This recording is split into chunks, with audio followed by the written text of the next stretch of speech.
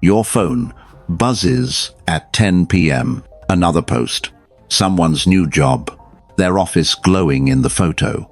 You're sprawled on the couch, takeout box half empty, scrolling past lives that hum with purpose. Your day wasn't BAD. Emails answered, errands done, but a heaviness clings like damp clothes after rain. Why does calm feel so fleeting, even when you're checking all the boxes? What's pulling you under when nothing's really wrong? Most don't notice the quiet habits, snapping at a delayed text, measuring your life against a stranger's highlight reel, that pile up like pebbles in a jar, crowding out peace day by day. These choices carve grooves, not loud enough to alarm, but deep enough to trap you. Stoicism whispers a simple truth. The world spins as it will, but you can choose what ripples through you. Like a window cracked open in a stuffy room, a small shift lets you breathe. If peace feels distant, what's one thing you're holding too tightly? Before we face the truths that might change how you see everything, let's pause for a story, one that might echo a piece of your own. Dusk settles over the city. Streetlights flicker to life. In a corner diner, neon buzzing softly. Ethan, 35, hunches over a kipped mug. A project manager, he's USED to juggling deadlines. But tonight, his mind's a tangle of thorns. This morning's client email needs more polish. Lands like a punch. He spent weeks on that proposal, tweaking slides past midnight, chasing a nod of approval. Now, the words loop in his head, each one a jab at his worth. He glances at his phone, X open to a colleague's post. Thrilled to lead the new campaign, a familiar sting, his is. Why do their wins feel like his losses? The diner's hum fades as he spirals, replaying yesterday's sharp reply to a teammate who missed a note. Guilt creeps in, heavy as the steam from his coffee. Across the counter, the waitress, grey hair tucked in a loose bun, catches his eye. "You're holding a storm in there," she says, voice low, like she's seen his kind before. Ethan blinks, caught off guard. She slides a napkin his way, no explanation, and turns to another customer. The napkin's blank, but her words linger, a pinprick of light. He sets the phone down, screen dark. Outside, rain streaks the window, each drop raising, then gone. For the first time all day, he notices his shoulders, tight as coiled springs. He exhales, long and slow, and the diner feels less like a cage. The storm doesn't vanish, but it quiets like a radio. Dialed down, Oshifes untiedoknot. In an endless rope, Ethan feels a shift, not to perfection, but to possibility. Those threads twisting him up, they're the truths we'll unravel next. If a piece of this story felt like yours, scribble a thought. For no one else, just you. We'll be here, in the quiet, when you need us. You think you can control everything. Mornings start with a ritual. Coffee brewing, calendar open, every hour, mapped. You pencil in the big pitch at 10, lunch with a friend at noon, a quick workout at 6. It's a blueprint for success, a way to keep life's mess at bay. But then, the client reschedules, your friend cancels, and a co-worker's vague email, "Can we talk?" sends your mind spinning. You lean in harder, refreshing your inbox, rewriting responses in your head, as if sheer will can bend the day back to your plan. Ethan, from the diner, SAT there, finger hovering over his phone, willing that client's email to soften its edge. Most live like this, gripping the reins of life. Meetings, conversations, others moods. Like a driver in a storm, K knuckles white, refusing to ease up. It's not laziness or arrogance. It's a reflex, a belief that control is your anchor. You tell yourself, if I just try harder, it'll all line up. Now, it feels like strength, like you're the one steering the ship through choppy waters. But this grip builds a silent prison. Snag, a delayed flight, a colleague's cold glance, tightens a knot in your stomach, a low hum of tension that doesn't quit. You lose hearts, not to tasks, but to mental tug-of-war, replaying what went wrong, what you could have done. A 2023 study from the American Psychological Association found that chronic control-seeking spikes cortisol levels, with 60% of participants reporting burnout from chasing outcomes they couldn't lock down. Your energy doesn't drain from the work itself, but from wrestling with what refuses to yield. The real cost is deeper. Moments of lightness, laughing with a coworker, savoring a quiet walk, slip away, traded for a battle you didn't need to fight. You're not just tired, you're tethered. Each attempt to control pulling you further from the peace you're chasing. Marcus Aurelius, emperor and stoic, wrote in his meditations, "You have power over your mind, not outside events. Realize this, and you will find strength." Stoicism sees life as a river, its currents wild, its path carved by forces beyond you. You can't dam the flow or redirect its course, but you can choose how to navigate your paddle, your poise. Control is a mirage, shimmering but empty. Choice is solid, a tool you wield every moment. The Stoics didn't promise a tame world. They offered freedom in focusing on what's yours, your effort, your response, your perspective. Trying to control a client's decision or a friend's opinion is like shooting at the wind. It howls on, unmoved, but choosing how you meet that wind, that's where power lies. Imagine you're stuck in gridlock, late for a crucial meeting. Your pulse hammers, hands clench the wheel, as if fury could part the cars. Stop, take a breath, slow and deep, like you're filling a glass. Ask, can I clear this road? Number, can I shift my response? Yes, play a podcast. Rehearse your opening line, or watch the sky shift from gray to gold. At work, when a teammate's sharp tone stings, don't fire back. Pause. Ask, can I change their mood? Number, can I choose my reply? Yes. Offer a calm word or walk away. These aren't surrenders. They're victories, small rebellions against chows. Start with one moment a day. A delayed email, a rude stranger. Notice when you're gripping, then loosen your hold. Try this. At day's end, jot down one thing you let go. Today, I didn't chase the client's silence. It's not about perfection, but practice, like a muscle waking up. Over time, these choices stack, building a quiet strength that no storm can shake. Think of Anna Archidjo, a graphic designer who lived by her to-do lists.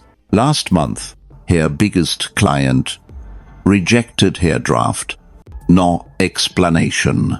She spent days refreshing her email, tweaking designs, her nights restless with what-ifs. Then, at a park bench, watching leaves drift in a breeze, she remembered a Stoic idea.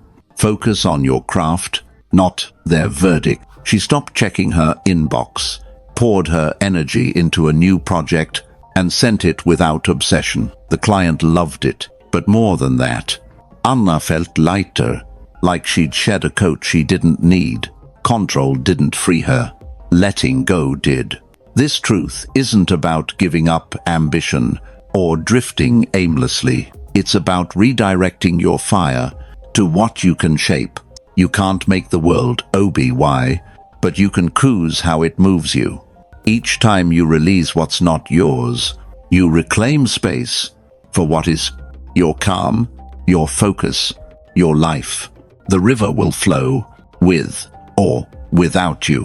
Why fight its current when you can learn to glide?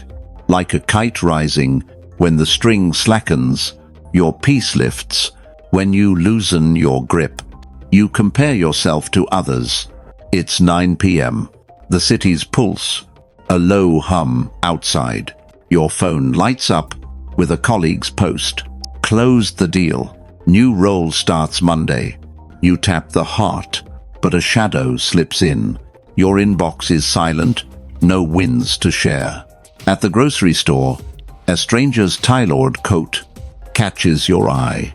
Your faded jacket feels thinner. Comparison sneaks in, like fog, soft but heavy. Their title, their vacation, their curated life. You tell yourself, it's just a glance, a way to measure your pace. Most do this, scrolling X or LinkedIn, weighing their days against others' highlight reels. It's not jealousy, you say. It's motivation, a nudge to keep up. You bookmark their posts, thinking, I'll get there too. It feels harmless, like peeking at a neighbor's garden to plan your own. But this habit is a slow bleed. Comparison dims your own light, turning your late-night hustle or quiet acts of kindness into footnotes. A 2024 study from the Journal of Social Psychology found that social media comparison spikes anxiety in 70% of users, eroding self-esteem over time. You stop seeing your small victories, learning a new skill, staying patient in a tough talk, because someone else's spotlight burns brighter. Envy takes root, a weed choking your focus. You're not just distracted, you're disconnected, measuring your worth by a yardstick that's not yours. The real toll? Joy slips away, replaced by a nagging sense of not enough. You run a race with no finish line, always trailing someone new. Epictetus, the Stoic philosopher, said, "Wealth consists not in having great possessions, but in having few wants." Stoicism teaches that your path is singular, carved by your steps, not theirs. Another's success doesn't shrink your potential. It's their story, not your page. Comparison is like chasing a mirage. It shimmers, but there's nothing to grasp. True growth comes from measuring against yesterday's you. Were you kinder, braver, steadier? The world's a noisy stage, but your progress isn't a performance for others. It's a quiet climb, step by step, toward a version of you that feels whole. Picture yourself at a cafe, scrolling through a friend's tropical getaway photos. Your chest tightens. Your last trip was a staycation, budget tight. Stop, close the app, grab a napkin, and jot 3 things you've gained this month. A finished project, a walk that cleared your head, a laugh with a coworker. Anchor to your own trail. When a peer's promotion stings, don't stiff. Smile for them, then turn to your next task. Their win isn't your loss. It's their script. Try this. Skip social media for 1 full day a week.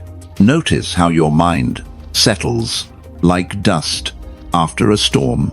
Or meet Lena Arshitsi, a teacher who felt small next to her friend's startup fame. She started a journal tracking 1 daily win, a student's breakthrough, a lesson well planned. Months later, she glowed, not from outshining anyone, but from seeing her own path clear. This truth doesn't mean ignoring others' success or shunning ambition. It's about redirecting your gaze inward, where growth takes root. You can't walk someone else's road, but you can make yours rich, with meaning. Start small, once a day. Pause. When you feel that pang of comparison, breathe. Name one thing you're proud of, no matter how small. Maybe it's showing up, listening well, or just getting through a roof morning. These moments stack, building a foundation no one's highlight reel can shake. The world will keep posting, shouting, shining. Let it. Your measure isn't their applause, it's the quiet pride in your own steps. Think of a runner, eyes locked on their lane. They don't glance at the others, don't falter at their pace. They run for their time, their breath, their finish. Comparison pulls you sideways, tripping your stride. Why chase a shadow when your own race is enough? Happiness isn't a podium with one spot. It's a quiet trail you carve alone. You fear failure as the end. The conference room hums, fluorescent lights harsh overhead. Mia, 30, stands at the front, pitching her startup idea to a row of investors. Her slides are polished, her voice steady, until a question trips her. She fumbles, and the room feels smaller. Later, they pass, citing gaps. Mia leaves, head down, the word failure looping like a bad song. She stops pitching, convinced she's not cut out for this. Most carry this fear like a shadow, a botched presentation, a rejected manuscript, a missed deadline. Each feels like a verdict, proof you're not enough. You sidestep risks, a new job, a tough conversation, thinking one stumble will brand you forever. It's not cowardice, it's a reflex to shield yourself from shame. You tell yourself, I'll try when I'm ready, as if readiness erases false. Failure feels final, a crack in your worth you can't unmake. But this fear is a cage. It keeps you small, tethered to the safe and canon. A 2022 study in the Journal of Positive Psychology showed risk avoidance correlates with 20% lower life satisfaction as UN-taken chances stack up. Ich dodge challenge is a missed lesson, a muscle left SOFT. You don't just avoid failure, you avoid growth, the kind that comes from stretching, breaking, rebuilding. Shame festers, acute voice whispering, you're less than, while your world shrinks to what's certain. The real cost? You lose the spark of daring, the pulse of becoming more. You're not protecting yourself, you're stunting yourself. Seneca, the Stoic sage, wrote, "It is not because things are difficult that we do not dare. It is because we do not dare that things are difficult." Stoics saw failure not as a wall, but as a teacher. Each misstep, a chisel shaping wisdom. A failed pitch doesn't mean you're done. It means you've learned what doesn't work. Setbacks aren't endings. They're signposts pointing to sharper paths. The Stoics didn't fear falling. They feared staying down. Growth lives in the attempt, not the outcome. Failure is the raw material of mastery, not its opposite. Picture a Monday meeting where you flub a key point, your face hot as colleagues glance away. Don't retreat. Later, alone, ask, what tripped me? Maybe you rushed prep or misread the room. Jot one, fix. Rehearse twice next time, or clarify upfront. If a job application gets no reply, don't spiral. List 2 takeaways. A stronger cover letter, a new skill to learn. Risk small. Pitch one idea this week, ask for feedback, or try a hobby you're bad at. Each fall builds grit, like caluses forming. Mia, after months of silence, revisited her pitch. She studied the feedback, tightened her plan, and tried again. No win yet, but she's back, electric with purpose. Failure didn't break her, it sharpened her. This truth isn't about chasing reckless leaps or ignoring flaws. It's about redefining failure as practice, not proof. Start tiny. Once a day, do one thing that scares you. Speak up in a meeting. Send that email. Take the dance class you've dodged. Write down one lesson from each stumble. Today, I learned to pause before answering. These aren't losses, they're gains. Each one a brick in your foundation. The world will keep throwing tests, big and small. Why fear the ones that make you stronger? Think of a potter at her wheel, clay collapsing under her hands. She doesn't toss it, she reshapes it, learning its give. Our failure refines her touch until the vase holds steady. Your stumbles aren't scars, they're the hands that mold you. Like a river polishing stones, failure smooths you into strength. You let expectations steal your peace. The days planned to a T. Land the promotion, nail the dinner date, breeze through traffic. You've pictured it, the boss's NOD, the spark across the table, the open road. But the raise goes to someone else. Your date's distracted, and red brake lights stretch for miles. Disappointment hits like a wave, sharp and cold. You're not demanding the world, just what you've earned, right? Most lean into expectations, mapping life's script with shoulds. The project should impress, the friend should call back. It feels like preparation, a way to secure the future you deserve. You tell yourself, if I set the bar, life will meet it. It's not greed, it's hope, dressed up as certainty. But expectations are brittle traps.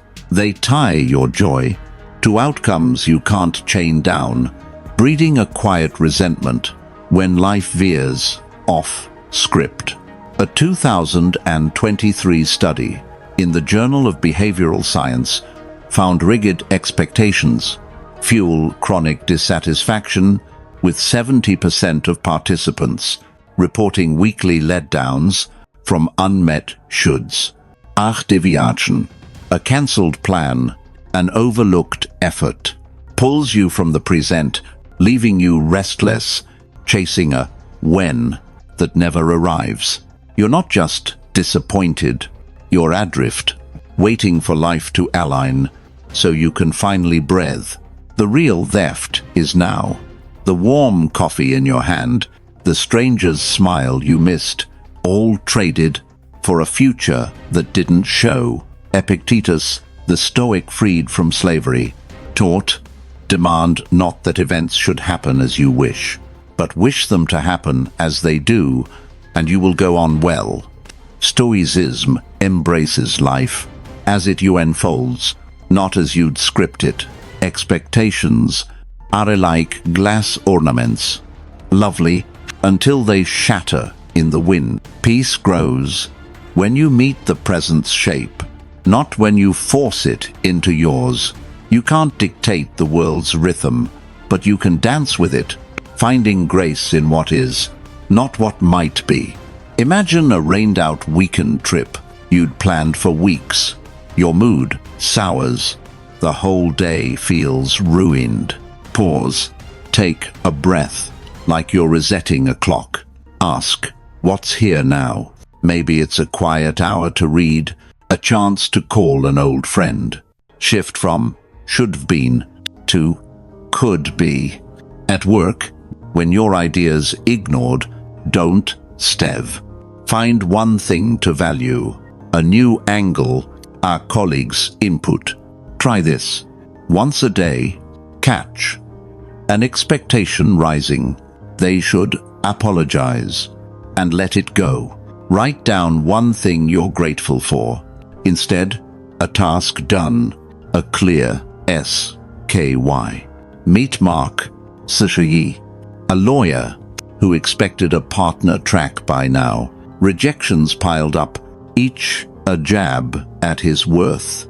One evening, watching his kid build a lopsided Lego tower, he saw it. The joy was in the building, not the prize. He started appreciating small wins, client thanks, a solid brief. The track's still ahead, but he's lighter, rooted in today. This truth doesn't mean lowering your sights or settling for less. It's about unitying happiness from what you can't guarantee. Expectations set a bar. Life rarely clears, but appreciation finds treasure in the ordinary. Start small. When disappointment stings, pause. Notice one thing that's enough. A steady breath. Avar mug. Trade should for is. The world will keep shifting, defying your plans. Why fight its flow when you can learn to sway? Think of a gardener sowing seeds in spring. She doesn't demand blooms by May. She tends, waters, waits. Some sprout, some don't. Her joy is in the soil, not the promise. Expectations lock you in a cage of not yet. Appreciation opens the door to now. Like a reed swaying in the storm, bending keeps you whole. You think danger is inevitable. The elevator dings. A co-worker brushes past with a clipped, "Not now." Your blood surge. A hot spark flaring in your chest. Words fly before you can stop them. Sharp, cutting. Minutes later, you're back at your desk. The sting of regret, heavier than the slight. It felt like a reflex, as if their tone flipped a switch you couldn't reach. Most live this way, letting anger flare at life's frictions. A driver cutting you off. A friend's late reply. A barista's wrong order. You justify it. They pushed first, didn't they? Anger feels like a shield, a way to reclaim ground when the world shoves. It's not a choice. You tell yourself, it's just human, a fire that burns because it must. But anger is a parasite, not a protector. It clouds your mind, twists your words, and frays the ties that matter. A 2021 study in the Journal of Psychosomatic Research linked frequent anger to 30% higher stress levels and weaker relationships, with participants reporting strained bonds after ode bursts. Ich Flehrlingas. Replaying in your head, stealing hours of calm. You're not just mad, you're drained, tethered to a moment. That's gone. The real cost is deeper. Anger doesn't solve. It scatters, leaving you to sweep up the shards of snapped replies and fractured trust. It's not the trigger that burns you, it's your grip on the flame. Marcus Aurelius, the Stoic emperor, wrote, "How much more grievous are the consequences of anger than the causes of it." No, Stoicism see anger not as fate, but as a choice, a spark you can douse before it spreads. You can't stop the world from jabbing arude comment, a missed deadline, but you can choose whether to fan the fire or let it flicker out. Mastery lives in the pause, the breath between stimulus and shout. The Stoics didn't aim for a life without sparks. They practiced carrying water to quench them. Picture yourself in traffic, a car swerving into your lane. Your pulse spikes, hands tighten, ready to honk or curse. Stop. Count to 7. Each number a slow exhale, like cooling embers. Ask, will this matter tomorrow? Probably not. Play, music. Notice the sky's HUE or just breathe. At work, when a colleague's jab lands, don't bite back. Pause. Feel your feet on the floor. Ask, can I change their tone? Number. Can I kuuse minä? Yes. Offer a neutral reply or walk away. Try this. Once a day, catch anger rising and pivot. Write it down. Today, I didn't snap at the slow cashier. Meet Claire Sanchez-Ann, a nurse who'd lash out at her team under pressure. One shift, a patient's complaint lit her fuse. Instead of barking, she stepped outside, breathed for a minute, and returned with a calm question. Her team noticed. She felt steadier.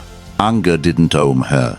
She did. This truth isn't about suppressing feelings or faking calm. It's about seeing anger as a guest, not a master. You'll feel the heat. Human do. But you don't have to feed it. Start small. 1 moment a day. Choose response over reaction. Maybe it's not yelling at a delayed delivery or softening your tone with a stressed coworker. Our choice is a brick in a wall of calm. The world will keep prodding, tossing sparks your way. Why let them ignite when you can learn to walk through unscorched? Think of a blacksmith, hammerpoisel, over glowing gieren. A stray spark lands on his arm. He brushes it off, keeps working. Anger is that spark, fleeting unless you hold it close. Let it fall, and you stay whole. Like a spark on dry grass, anger only burns if you let it spread. You chase happiness outside yourself. The alarm buzzes at 6 a.m. Already, your mind's on the prize, the promotion that'll finally make you feel secure, the weekend getaway that'll wash away the stress, the relationship that'll fill the quiet evenings. It's always, once I get there, I'll be okay. Rachel Sanchaba packed her life into boxes and left Chicago for Austin, chasing a fresh start she swore would spark joy. New city, new job, same hollow ache, trailing her like a shadow. Most hunt happiness this way, pinning it to externals. New cars, bigger titles, more likes on X. You tell yourself, these things will close the gap, make you whole. It's not greed, it's a reflex, a belief that the right something will unlock the calm you've been missing. You scroll job boards or dating apps, thinking the next hit will be the one. But this chase is a desert mirage, shimmering but dry. External wins, new shows, a corner, office, lift you for a moment, then fade. A 2020 study in the Journal of Happiness Studies found material gains boost mood for weeks, not years, leaving 65% of participants craving more. The cycle spins. Achieve, want, repeat. You're not just restless, you're blind to what's already here, the steady pulls of your own choices. The real cost is presence. You miss the warmth of your morning coffee, the laugh of a coworker, because your eyes are fixed on soon. Happiness isn't out there. It's in you, waiting to be noticed. Seneca, the Stoic philosopher, wrote, "True happiness is to enjoy the present without anxious dependence on the future." No, Stoicism teaches that joy isn't a trophy to snatch, but a garden to tend, grown from within. It blooms when you align your actions with your values, kindness, effort, gratitude, not when you collect the world's trinkets. The externals shift like clouds. Your perspective is the soil you can shape. Stop running, and you'll find the seeds were always in your hands. Imagine a late night, scrolling X, feeling small, next to someone's glossy life. Your apartment's fine, but their loft looks like freedom. Pause. Set the phone down. List 3 things you're grateful for. A steady breath, a friend's text, the quiet of your space. Act with purpose today.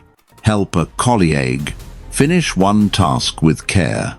Joy lives in the doing, not the getting. Try this. Once a day, name a moment that felt enough. A stranger's N.O.D. A song that hit right. Meet Rachel again, now in Austin. She started a gratitude journal, noting small wins. A neighbor's wave. A project well received. The city didn't change. Her lens did. She's not chasing anymore. She's building, and it feels like home. This truth isn't about shunning ambition or settling for less. It's about rooting happiness in what you control, your choices, your focus. You can't make the world deliver joy, but you can cultivate it where you stand. Start small. When the itch for more rises, shift. Notice one thing that's good enough right now. A warm shower, a clear thought. Act on one value today. Be patient. Be honest. These aren't grand gestures. They're stitches in a quilt of contentment. The world will keep dangling sheeny promises. Why sprint after them when you can grow your own light? Think of a sailor scanning the horizon for land. He misses the stars above, the waves below, until he looks around. Happiness isn't the shore. It's the boat you're already steering. Like a spring bubbling from the earth, happiness flows from your core. You waste time on what you can't change. The office clock ticks past 3 p.m. You're still stewing over a coworker's offhand remark at lunch. You're always so busy. Was it a dig? You replay it, crafting comebacks, imagining their intent. Later, at home, the television blares news of some distant crisis.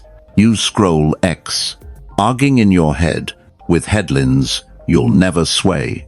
Hours slip away, lost in these mental loops, as if worrying will unravel the K-knot. Most fall into this trap, dwelling on slights, gossip, or global chaos, believing focus will shift the tide. It feels productive, like you're wresting clarity from the mess. You tell yourself, if I just figure it out, I'll feel better. 1. It's not obsession. It's a reflex, a need to make sense of what stings or scares. But this habit is a sinkhole. It drains your focus, leaving you frayed and foggy. A 2024 study in the Journal of Clinical Psychology linked rumination to 25% higher anxiety and a 15% drop in daily productivity. Time, your rarest currency, vanishes on battles you can't win. Someone's opinion, a politician's choice, a stranger's tweet. You're not solving problems. You're sinking into them, trading presence for pointless churn. The real cost is what you miss. A sunset walk, a deep breath, a moment to create something true. You're not just distracted, you're robbed, losing hours to what won't bend. Marcus Aurelius, Stoic and Emperor, urged, do what you can, and then let go. Load. Stoicism treats time as a flame, fragile and finite, to be spent on what you can shape: your actions, your growth, your values. Worrying about a coworker's tone or a news cycle's spin, it's like watering a stone. Nothing grows. The Stoics didn't waste breath on others' minds or distant storms. They built shelters with what was theirs. You can't change how the world speaks, but you can choose what you amplify. Picture a morning where your boss overlooks your work, praising someone else. Your mind loops. Why didn't they see me? Stop. Ask, can I change their view? Number, can I shift my focus? Yes. Dive into your next task. Call a friend who lifts you, or step outside to feel the air. When X pulls you into a spiral of bad news, close it. Try this. Set a 10-minute timer for worry, then cut it off. Write down one thing you controlled. Today, I finished a report despite the noise. 1. Meet Sam Arshadzio, a journalist who'd lose nights fretting over online critics. One day, he shut his laptop, walked to a park, and watched kids play. He couldn't silence the trolls, but he could cool his evening. Now, he limits X to 20 minutes, saving his fire for stories he can shape. This truth isn't about ignoring the world or dodging feelings. It's about guarding your time like a treasure. You can't rewrite others' words or fix every broken system, but you can tend your own ground. Start small. Once a day, catch yourself ruminating on a slight, a fear, and pivot. Notice one thing worth your time, a task, a kind ACT, a quiet moment. These choices stack, building a life that's yours, not the world's shadow. The showers will keep shooting. Why lend it your hours when you can spend them on what lasts? Think of a weaver at her loom, threads slipping through her fingers. She doesn't chase the ones that snap. She works with what's in her hands. Time is your thread. Don't let it unravel on what won't weave. Time is a thread. Don't let it unravel on what won't weave. You cling to comfort over growth. The alarm hums at 6 a.m. The bed's warm, sheets soft against your skin. You hit snooze, promising to run tomorrow. At work, you stick to the familiar project, dodging the new role that feels too big. Over dinner, you swallow a hard truth. You owe a friend, choosing small talk instead. Comfort wraps you like a worn sweater, cozy and safe. Most choose it, thinking ease is the path to peace. Tom Sanchiyi turned down a freelance gig last year, scared of unsteady paychecks. Now, his desk job feels like a loop, each day flat as stale bread, but familiar. You tell yourself, I'll step out when I'm ready, as if comfort is a launch pad, not a tether. It's not weakness, it's a reflex, a pull to what's known, where risks can't bruise. But comfort is a slow fade. It narrows your world, dulls your edges, and softens your spine. A 2022 study in the Journal of Personality found avoiding challenges cuts resilience by 20%, leaving you less equipped for life's inevitable tests. You don't just miss growth, you miss the pulls of feeling alive, the stretch that sharpens you. Stagnation creeps in, cloaked as calm, and boredom settles like dust.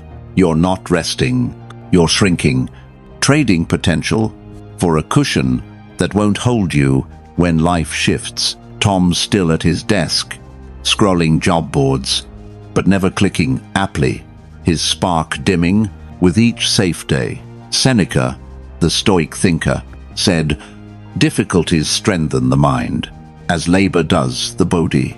Stoics sought discomfort like a blacksmith seeks fire. It forges strength, burns away the brittle. Growth isn't soft or tidy. It's raw, jagged, electric. You don't bloom in a padded room, but in the open, where winds test your roots. The Stoics didn't chase ease. They chased what made them sharper, truer. Comfort keeps you warm, but only challenge makes you grow. Picture a Monday where a new project lands on your desk, complex and daunting. Your instinct is to pass. Stick to what you know. Don't. Lean in. Break it into one task. Start there. When the urge to skip the GYM hits, stand up. Do 10 squats. Feel the burn.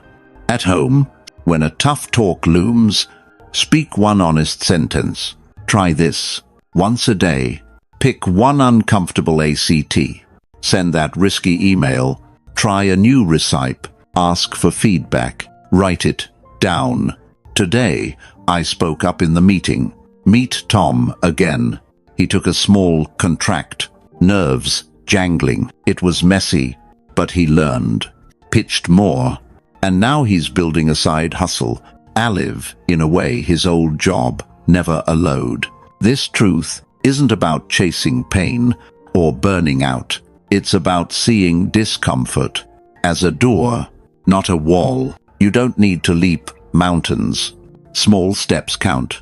Each choice to stretch builds a muscle. Courage, grit, presence. Start tiny. One hard thing a day, no matter how small. Maybe it's a cold shower, a candid chat, or signing up for that class you've dodged. The world will keep offering soft corners to hide in. Why settle there when you can grow sharper, bolder? In the open, think of a climber, hands chalked, facing a steep face. She doesn't curse the rock. She finds the next hold. Musculus straining. Comfort would keep her grounded. The climb makes her soar. Discomfort isn't your enemy. It's your maker. Like a blade honed on rough stone, you sharpen in the grind. You hold grudges to protect yourself. The coffee shop's hum is distant as you sit, staring at your phone. A text from last year, a friend's curt dismissal during a roof patch, still stings like a paper cut. You replay it, the words sharp. You're overacting. You didn't respond, but the hurt lodged deep. A splinter you can't pull. Each memory fuels a quiet fire, as if holding it keeps you safe from being burned again. Most carry grudges this way, nursing old wounds. A colleague's betrayal, a family slight, a partner's broken promise. You tell yourself, it's armor, proof you won't be fooled twice. Forgiveness feels like surrender, like letting them win. It's not pettiness, it's instinct, a shield raised against more pain. But grudges are anchors, not shields. They tether you to the past, dragging through your present like chains. A 2023 study in the Journal of Health Psychology linked resentment to 15% higher cortisol levels and disrupted sleep, with participants reporting less focus and joy. Each bitter thought steals your now, clouding a sunny morning, muting a laugh, because you're still fighting a battle that's done. You're not protecting yourself. You're punishing yourself, letting old hurts rent space in your mind. The real cost is freedom. You can't run forward when you're chained to what was. Epictetus, the Stoic who rose from slavery, said, "You are hurt the moment you believe yourself to be." Lo, Stoicism see forgiveness not as excusing wrongs, but as cutting the rope that binds you to them. Holding a grudge doesn't undo the past, it traps you in it. Letting go doesn't mean approving betrayal, it means reclaiming your peace. You don't forgive for them, you do it for you, to walk lighter, you unburdened by ghosts. Picture a coworker taking credit for your work. The sting is real, your jaw tight as you replay their smirk. Pause. Picture the grudge as a hot coal in your palm. It burns only you. Drop it. Take a slow breath, like you're setting down a heavy bag. Ask, can I change what happened? Number, can I free myself? Yes. Silently wish them well, then shift. Focus on your next task. Call a friend. Try this. Once a week, pick one small hurt and release it. Write it down. Today, I let go of the snub from the meeting. Meet Ava, Santrasi, who held a grudge against a friend for a broken promise. One night, staring at old photos, she felt the weight. She wrote, I release you, and burned the note. The friend didn't change, but Ava slept better, her days brighter. This truth isn't about ignoring justice or fucking niceness. It's about seeing grudges as thieves, not guardians. You can't rewrite the past, but you can choose what you carry. Start small. When an old hurt flares, pause. Imagine it as a stone in your pocket. Set it down. Practice one act of release, a silent wish for peace, a step toward your own work. These choices unhook you, link by link. The world will keep wounding as it does. Why let its scars define your stride? Think of a sailor, ropes frayed from a storm. He doesn't clutch the tattered ends. He cuts them, sails on. Grudges, tiuto sunken ships. Forgiveness sets you free to chart new waters. Like a ship cutting loose a frayed line, you sail freer when you release. You live anywhere but now. The bedroom is dark, save for the phone's glow. At 11 p.m., your mind churns over last week's awkward pitch. Did you sound unprepared? Then it leaps to tomorrow's meeting, scripting what you'll say to seem sharp. The present fades, a soft blur of bedsheets and crickets outside. Most drift this way, their thoughts tethered to before or soon, assuming it's just how minds work. Sarah, Santrasi, walks her DOG through a park at deuce, leash in hand, but she's mentally rehashing a work email, missing the sky's flush of pink. You tell yourself you're planning, reflecting, staying ahead. It's not avoidance, it's habit, a reflex to live in the past's echoes or the future's haze, anywhere but here. But this drift steals your life. The past is dust, the future a guess. Only now is real, yet you let it slip. A 2021 study in Mindfulness Journal found present-focused practices cut anxiety by 22%, boosting well-being. Each moment, you're elsewhere. You lose what's yours. The warmth of a laugh, the bite of cool air, the chance to ACT. You're not just distracted. You're absent, missing the only place where joy, choice, and growth breathe. Sarah didn't see her dog, bound through leaves, didn't feel the evening's calm. The cost is a life half-lived, moments traded for shadows that can't hold you.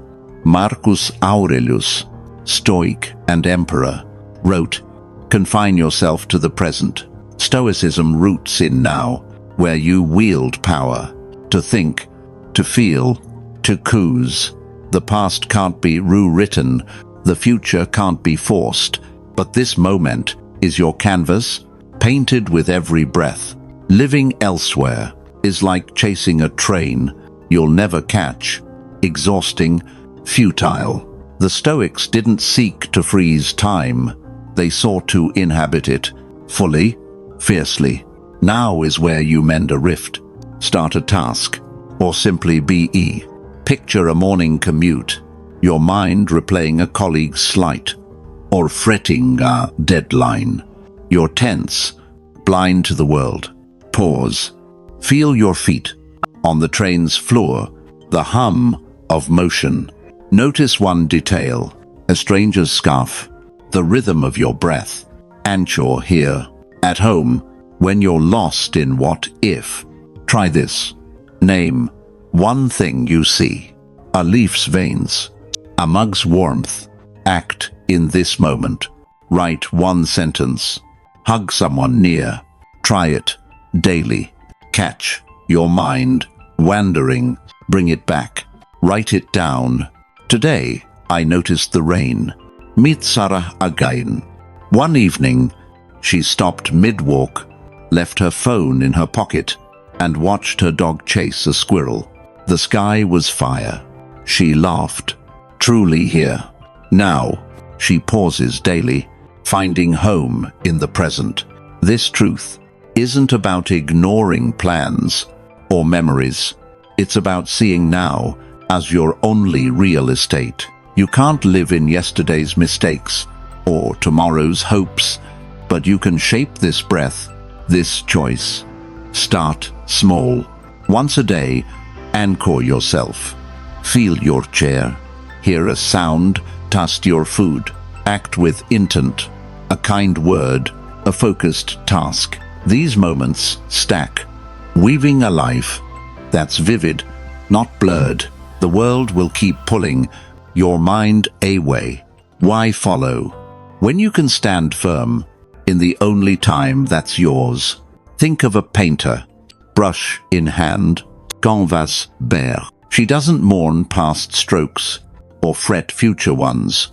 She paints now, each color a world. The present is your brush. Wield it, or it dries. The present is a flame's flicker. Warm it with your gaze, or it fades. The city hums. Beyond the window, a distant pulse. Under a crescent moon, a single lamp glows, pooling light on the table, where a half-read book lies open, its pages curling slightly. The air feels still, as if the world paused to let you catch your breath. Something's shifted, hasn't it? Like a drawer uncluttered, the weight of old habits, control, comparison, grudges, feels looser, not gone, but lighter. No need to solve it all tonight. These truths aren't a checklist to conquer. They're a quiet hand on your shoulder, nudging you to see clearer, step softer. You don't need to be flawless, just a little truer to the you beneath the noise. What's one small thing you could let slip tomorrow? A snap judgment, a pointless worry, not to be someone else, but to be more yourself. If this stillness touched a corner of your heart, save this video for the evenings when the world's too loud. We're here, not preaching, just waiting in the quiet. Write a word below if you want for you to mark this moment.